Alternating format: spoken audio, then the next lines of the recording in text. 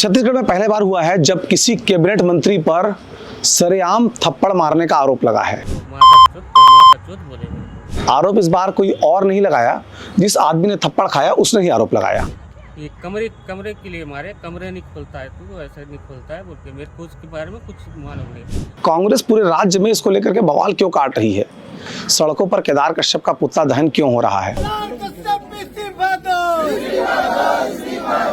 थप्पड़ मारने की बात में सच्चाई कितनी है, ये तमाम बातों को आपको सिलसिलेवार ढंग से बताएंगे। अगर अब तक आपने सी बॉक्स चैनल को सब्सक्राइब नहीं किया है तो कर लीजिए। आप सब्सक्राइब करेंगे तो सबसे पहले खबरों की नोटिफिकेशन आपको मिलती रहेगी।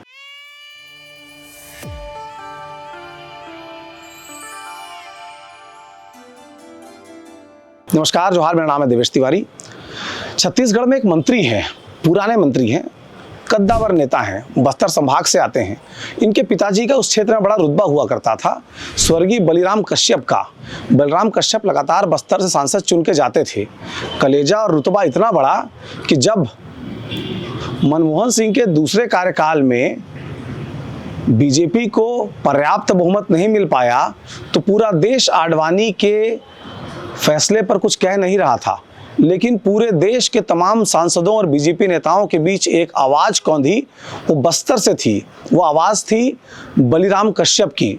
बलिराम कश्यप ने बयान में तब साफ साफ कहा कि जब आडवाणी कुछ कर ही नहीं पा रहे हैं तो पार्टी इनको ढो क्यों रही है।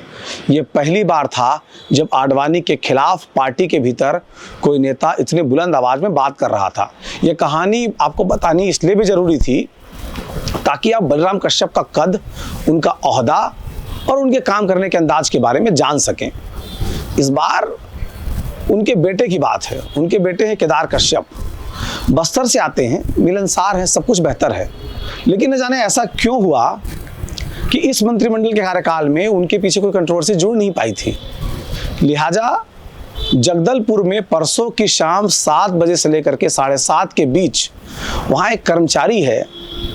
उस कर्मचारी को उनके पीएसओ ने बुलाया, बकौल कर्मचारी के हिसाब से, और केदार कश्यप ने जूता उतारा और घींच कर तमाचे उसके गाल में लगाए। ऐसा वो कर्मचारी बार बार कह रहा है। हालांकि आपके जो बयान सुनेंगे उसमें चीज़ें बदल चुकी हैं, कर्मचारी की ओर से नहीं, माननीय मंत्री जी की ओर से चीज़ें बदल चुकी हैं। सबसे पहला जो वीडियो प्रेस में पहुंचा था, सबसे पहले जो उसका कन्फेशन पत्रकारों के बीच पहुंचा था, उसमें कांग्रेस का तो नामो निशान और जिक्र तक नहीं था। उसमें केवल 2 लोग थे, एक थे मंत्री, एक थे पीएसओ। पीएसओ ने बुलाया, मंत्री ने मारा, और मार खाने का वाले का बयान जो है वह हमारे मोबाइल स्क्रीन पर आ चुका था। अब जबकि मंत्री जी थपड़िया चुके थे, थपड़ियाने का आरोप है, जिसे मारा गया है उसकी ओर से। अब विपक्ष है प्रदेश में कांग्रेस। सबसे पहले उसका बयान सुन लीजिए, वो क्या कह रहा है। क्या है? मेरा नाम है जितेंद्र पांडे। मैं यहाँ 20 साल से नौकरी कर रहा हूँ। मेरे को पीओसो बुलाने आया, मैं नाश्ता बना रहा था मंत्री जी के लिए। तो मेरे को बुलाने आया तो मैं गया तो गाली दी। कौन मंत्री? केदार कश्यप। केदार कश्यप जी। क्या गाली दी? तो माता चोत बोले और गाली दी, और वो कॉलर पकड़े और मारने लगे, हाथ से मारने लगे, बहुत जोर से मारे। ये कमरे के लिए मारे, कमरे नहीं खोलता है तू, ऐसा नहीं खोलता है बोल के मेरे को उसके बारे में कुछ मालूम नहीं। कमरा तीनों खुला हुआ था। अच्छा। और मैं नाश्ता बना रहा था। अच्छा, आप इनकी पत्नी हैं? आप क्या चाहती हैं? जैसे ही कांग्रेस को इसकी जानकारी मिली कि ऐसी घटना हुई है, उसके तुरंत बाद कांग्रेस सक्रिय हुई। कांग्रेस के प्रदेश अध्यक्ष दीपक बैज ने पीड़ित को फोन लगाया और फोन लगाकर पूरी कहानी पूछी। क्या कुछ हुआ, सुनिए।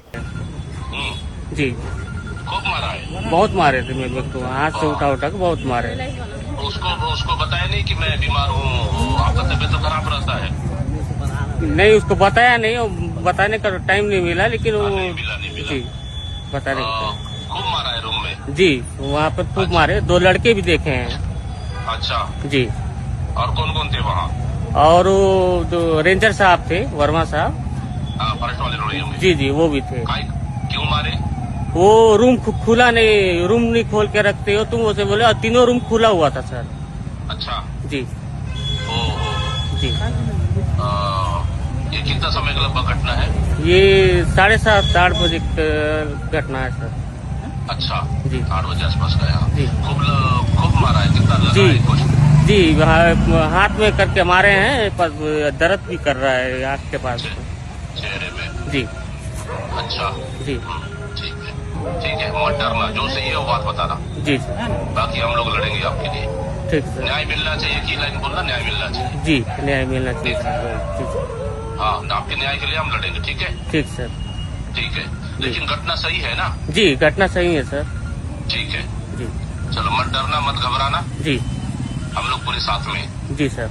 आपके साथ गलत हुआ है, इसको उठाएंगे हम लोग, ठीक है? जी सर। ठीक है। दीपक भाई उससे कहते नजर आ रहे हैं कि हम आपके साथ हैं, आप लड़ाई लड़िए। हालांकि सरकारी कर्मचारी अपने प्रदेश के, जिस प्रदेश के शासन के अधीन वो नौकरी करता है, वह उसी प्रदेश के शासन के कैबिनेट के मंत्री के सामने क्या ही लड़ पाएगा, ये आप कल्पना कर लीजिए। लेकिन उसकी हिम्मत को भी दाद देनी पड़ेगी कि वह अपने साथ घटी हुई घटना के बारे में कम से कम आवाज़ तो उठा पाया। और उसने जो आवाज़ उठाई आपने देखा। अब क्या हुआ कि पूरे प्रदेश में कांग्रेस पुतला दहन कर रही है। बिलासपुर से लेकर के बस्तर तक, रायपुर तक सभी जगह मंत्री केदार कश्यप का पुतला दहन किया गया। पुतला दहन में जो कार्यकर्ता हैं वो केदार कश्यप का पुतला बनाकर लाए, उन्होंने दहन किया। और हर जगह से एक ही बयान सामने आ रहे हैं कि क्या भारतीय जनता पार्टी के नेताओं की माँ होती है। जो बिहार में चला था कि नरेंद्र मोदी को एक कार्यकर्ता ने माँ की गाली दे दी थी, तो वह गाली कांग्रेस के मन से और राजद के मन से दी गई थी, इसलिए वो नरेंद्र मोदी की माँ को गाली हो गई। तो क्या गरीब आदमी की माँ को गाली बका जा सकता है और क्या उसे मारा जा सकता है? इस बात को लेकर के कांग्रेस पूरे प्रदेश में प्रदर्शन कर रही है। गालीबाज मंत्री मरकन्हा मंत्री के इस्तीफे की मांग कर रही है। मरकन्हा काशा जो मारते रहते हैं, तो उस तरह के मंत्री के इस्तीफे की मांग कांग्रेस की ओर से की जा रही है। हालांकि केदार कश्यप का बयान भी सामने आया है। क्या कुछ उन्होंने कहा है, सुनिए। पूरी कांग्रेस पार्टी मुद्दा विहीन है। तरह तरह के भ्रामक प्रचार करने में जिस तरीके से मास्टरी हासिल है, कल सर्किट हाउस को लेकर के जो उन्होंने मनगढ़ंत कहानी बना करके जो सोशल मीडिया के माध्यम से भ्रामक जानकारी लोगों तक पहुंचाने का काम किया, ये कांग्रेस के इस बात को प्रमाणित करता है कि कांग्रेस राजनीति के दृष्टि से किस तरीके से किस हद तक जा सकती है, जबकि ऐसी कोई घटना घटित ही नहीं हुई। कांग्रेस पार्टी मुद्दा विहीन हो चुकी है, इसलिए अनर्गल आरोप लगा करके वो अपना राजनीतिक उल्लू सीधा कर रही है। चूंकि पहला बयान पीड़ित का था, दूसरा बयान कांग्रेस का है, सुविधानुसार बयान देना था, इसलिए मंत्री जी कह रहे हैं कि कांग्रेस प्रोपेगेंडा फैला रही है, बदनाम करने की साजिश रची जा रही है। सोचिए लोग कितने खलिहर बैठे हैं दुनिया में कि एक इंसान को रात को सपना आता है शाम को 7 बजे, जबकि वो सोया भी नहीं था, कि मुझे रेस्ट हाउस से बाहर जाना है और मुझे बयान देना है कि माँ बहन की गाली बक करके मंत्री जी ने मुझे जूता उतार के 3 छापड़ लतिया दिया है। मतलब कितना आश्चर्यजनक तथ्य है ये कि उसे सपना आया और बाहर गया और जाकर उसने बोल दिया। कांग्रेस ने बाद में मुद्दे को हाथ में लिया है, लेकिन मंत्री जी कह रहे हैं, बड़े आदमी मानना पड़ेगा कि यह किसी की साजिश हो सकती है। जैसा कि वो कह रहे हैं कि यह कांग्रेस की साजिश है, साजिश के तहत उनकी छवि को धूमिल करने का प्रयास किया जा रहा है। अचानक एक कर्मचारी उठ करके उसको लगता है कि एक मंत्री की छवि को धूमिल कर देना है, तो प्रयास कर देता है। खैर, जो कुछ चल रहा है, जो कुछ दिख रहा है, उसके बारे में हमने आपको बताया। सीजी बॉक्स की खबरें आपको कैसे लगती है कमेंट बॉक्स में जरूर बताइएगा। अगर अब तक आपने फॉलो नहीं किया है तो फॉलो कर लीजिए, सब्सक्राइब कर लीजिए। हम इसी तरह से आपके लिए निष्पक्ष ढंग से खबरें लाते रहेंगे। जोहार।